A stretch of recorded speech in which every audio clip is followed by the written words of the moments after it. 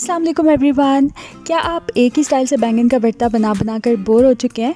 तो आज की वीडियो स्पेशली आपके लिए है। आज मैं एक बहुत डिफरेंट और यूनिक से बैंगन के भरते की रेसिपी शेयर कर रही हूँ। इसको मैंने नाम दिया है स्मोकी बैंगन भरते का, या फिर आप इसको बारबेक्यू बैंगन भरता भी कह सकते हैं। बहुत ही अच्छी डिफरेंट और यूनिक सी रेसिपी है। आप लोगों की बहुत ज़्यादा रिक्वेस्ट आती है कि वेजिटेरियन रेसिपी शेयर किया करें, सो मैंने सोचा कि आज वेजिटेरियन रेसिपी शेयर कर लेते हैं आपके साथ। सो चलें स्टार्ट करते हैं। वीडियो स्टार्ट करने से पहले आप सबसे एक रिक्वेस्ट है कि अगर अभी तक आपने मेरे चैनल को सब्सक्राइब नहीं किया तो प्लीज़ सब्सक्राइब कर लें, और साथ में जो नोटिफिकेशन बेल का आइकॉन है उसको भी क्लिक कर दीजिएगा ताकि आपको मेरी सारी वीडियोस की नोटिफिकेशन मिले। और अगर आज की वीडियो अच्छी लगे तो इसको थम्स अप कीजिएगा। यहाँ पर मैंने 3 मीडियम साइज़ के बैंगन ले लिए हैं। बैंगन की आप कोई भी डिश बना रहे हो हमेशा मीडियम साइज़ के बैंगन सेलेक्ट करें, उनमें बड़े बड़े बीज नहीं होते और उनका टेस्ट बहुत अच्छा होता है।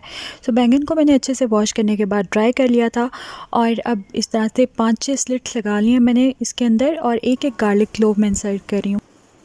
इससे क्या होगा कि जैसे जैसे बैंगन रोस्ट होगा गार्लिक भी रोस्ट हो जाएगा, और उसके बाद दोनों चीज़ों को हम चॉप कर लेंगे तो भरते में बहुत अच्छा फ्लेवर आएगा रोस्टेड गार्लिक का। तो पूरे बैंगन के अंदर जो है वो मैंने गार्लिक क्लोव्स इंसर्ट कर लिया। अब उसके बाद मैं ऑयल अप्लाई कर रही हूँ।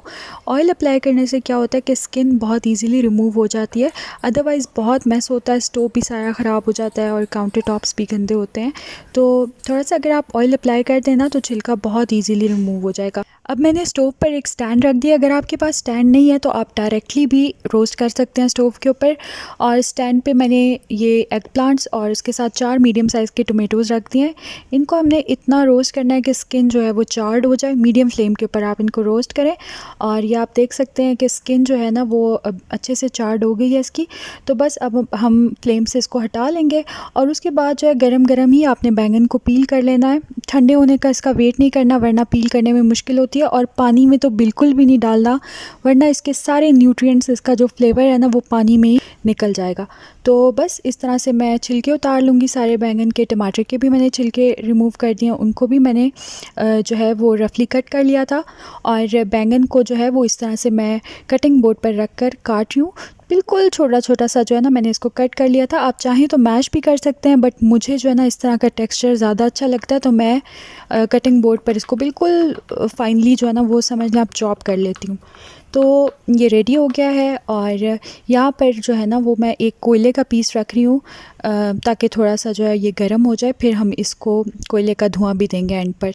अब दूसरे स्टोव के ऊपर मैंने एक वोक रखा है, इसमें मैंने ऑयल डाला है, तकरीबन 1/4 कप के जितना ऑयल डाला है, क्योंकि थोड़ा सा ऑयल जो है वो हम टेम्परिंग में भी डालेंगे, तो इस वजह से ज़्यादा ऑयल मैंने यहाँ पर नहीं डाला।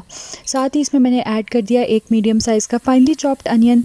बिल्कुल हल्का सा अनियन पिंक हुआ तो इसमें मैंने ऐड कर दिया 1 टीस्पून जिंजर गार्लिक पेस्ट। इससे ज़्यादा नहीं डालेंगे क्योंकि गार्लिक जो है वो ऑलरेडी हमने जो बैंगन में रोस्ट किया वो भी इसमें जाएगा, तो फिर बहुत ज़्यादा गार्लिक का फ्लेवर आ जाएगा। 1-2 मिनट इसको मैंने फ्राई किया। साथ ही जो टोमेटोज़ रोस्ट करके मैंने कट किए थे वो इसमें ऐड कर दिए हैं। मसालों में इसमें जाएगा नमक, लाल मिर्च पाउडर, हल्दी पाउडर, धनिया पाउडर, ज़ीरा पाउडर और थोड़ा सा गरम मसाला पाउडर। क्वांटिटीज़ जो हैं वो मैं मेंशन कर दूँगी डिस्क्रिप्शन बॉक्स में, वहाँ से आप लोग देख लीजिएगा। अब इन सारी चीज़ों को जो है ना हमने बहुत अच्छे से फ्राई करना है। इतना फ्राई करना है कि पेस्ट सा बन जाए और ऑयल जो है वो सरफेस पे आ जाए। मसाला जब अच्छे से भुन गया और ऑयल साइड्स पे नज़र आने लगा तो इसमें मैंने ऐड कर दिए हैं बैंगन, जिनको मैंने फाइनली चॉप कर लिया था। तो ये बैंगन मैं इसमें ऐड करूँगी और उसके बाद जो है ना अच्छे से मिक्स कर लूँगी। 2-3 मिनट मैं इसको मिक्स करूँगी अपने मसाले के साथ, और उसके बाद फिर हम इसको कवर करके छोड़ देंगे। तकरीबन 10 से 12 मिनट जो है ना आप इसको कवर करके छोड़ दें।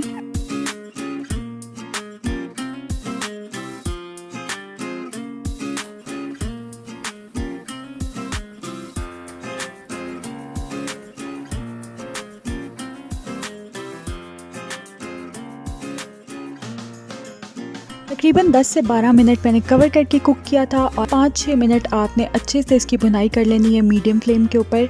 और अब टाइम आ गया इसको कोयले का धुआं देने का। तो सिंपल आपने कोई भी बोल रख लेना है, या फिर आप जो है ना वो फॉइल एल्यूमिनियम फॉइल के साथ खुद भी बोल बना सकते हैं, और उसके अंदर कोयला रखें, थोड़ा सा ऊपर ऑयल डाल दें, कवर कर दें। मैंने तकरीबन 1 मिनट तक कोयले का धुआं दिया था। अब इसको मैंने स्टोव से हटा दिया है। उसी स्टोव पर एक फ्राइंग पैन में मैंने तकरीबन 2 टेबलस्पून्स ऑयल डाला है और इसके अंदर एक ड्राई रेड चिली, साथ में 1 टीस्पून के जितना सफ़ेद ज़ीरा और कुछ पत्ते मैंने इसमें कड़ी पत्ते के डाल दिए और बस हल्का सा जैसे ही क्रैकल करने लगे कड़ी पत्ता और ज़ीरा, तो बस आप जो है वो जिस तरह हम दाल को भगाड़ देते हैं इस तरह से आप इसको भगाड़ दे दें, तो ये बहुत ही डिलीशियस स्मोकी बैंगन का भरता रेडी हो जाएगा। इसको आप सर्व करें नान के साथ या फिर पराठों के साथ, और साथ में अगर आप बूंदी का रायता बना लेंगे तो आपको और भी ज़्यादा मज़ा आएगा। मुझे बहुत रिक्वेस्ट आती है कि वेजिटेरियन रेसिपी शेयर करें, और स्पेसिफ़िकली ये रिक्वेस्ट भी आती है कि ऐसी वेजिटेरियन रेसिपी शेयर करें जो हम दावतों पर बना सकें। So this recipe is one of them. आपने अब इसको ट्राई ज़रूर करना है। मुझे फिर फीडबैक दीजिएगा, बताइएगा आपको कैसी लगी। I will see you in my next video इंशाल्लाह। अल्लाह हाफ़िज़।